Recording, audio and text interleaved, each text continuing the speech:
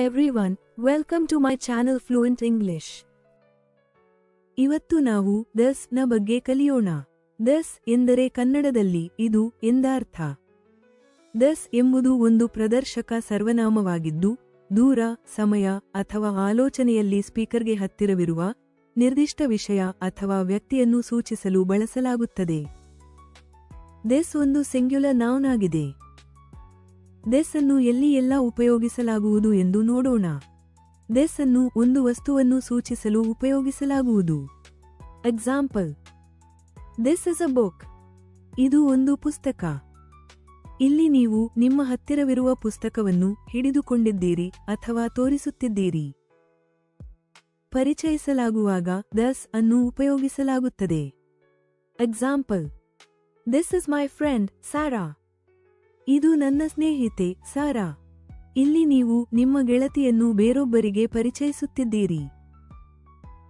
ಪ್ರಸ್ತುತ ಕ್ಷಣದ ಬಗ್ಗೆ ಮಾತನಾಡುವಾಗ this ಅನ್ನು ಹಾಕಲಾಗುತ್ತದೆ. Example: this is my first day at school. ಇಂದು ನನ್ನ ಶಾಲೆಯ ಮೊದಲ ದಿನ. ಇಲ್ಲಿ ಇವತ್ತಿನ ದಿನ ಅಥವಾ ಪ್ರಸ್ತುತ ಕ್ಷಣವನ್ನು ಸೂಚಿಸುತ್ತದೆ. ಒಂದು ವಸ್ತುವಿನ ಬಗ್ಗೆ ಕೇಳುವಾಗ this ಅನ್ನು ಉಪಯೋಗಿಸಲಾಗುವುದು. Example: what is this? ಇದೇನು?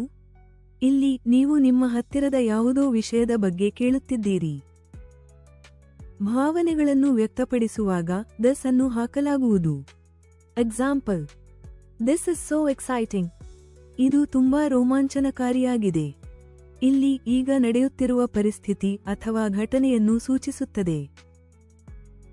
ಆಯ್ಕೆಯನ್ನು ಉಲ್ಲೇಖಿಸುವಾಗ this ಅನ್ನು ಉಪಯೋಗಿಸಲಾಗುವುದು. Example: I like this one.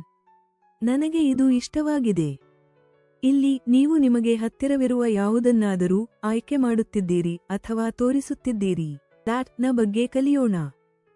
that ಅನ್ನು ಪ್ರದರ್ಶಕ ಸರ್ವನಾಮವಾಗಿ ಉಪಯೋಗಿಸಲಾಗುವುದು. ಮಾತನಾಡುವವರಿಂದ ದೂರವಿರುವ ಯಾವುದನ್ನಾದರೂ ಸೂಚಿಸುವಾಗ that ಅನ್ನು ಹಾಕಲಾಗುತ್ತದೆ. Example: that is my favorite book. ಅದು ನನ್ನ ನೆಚ್ಚಿನ ಪುಸ್ತಕ. ಇಲ್ಲಿ ನೀವು ದೂರದಲ್ಲಿರುವ ಅಥವಾ ನಿಮಗೆ ಹತ್ತಿರದಲ್ಲಿಲ್ಲದ ನಿರ್ದಿಷ್ಟ ಪುಸ್ತಕವನ್ನು ತೋರಿಸುತ್ತಿದ್ದೀರಿ ಅಥವಾ ಆ ಪುಸ್ತಕದ ಬಗ್ಗೆ ಮಾತನಾಡುತ್ತಿದ್ದೀರಿ. ಪ್ರದರ್ಶಕ ವಿಶೇಷಣವಾಗಿ that ಅನ್ನು ಉಪಯೋಗಿಸಲಾಗುವುದು. ನಾಮಪದವನ್ನು ವಿವರಿಸುವಾಗ that ಅನ್ನು ಪ್ರದರ್ಶಕ ವಿಶೇಷಣವಾಗಿ ಉಪಯೋಗಿಸಲಾಗುವುದು. Example: I love that dress.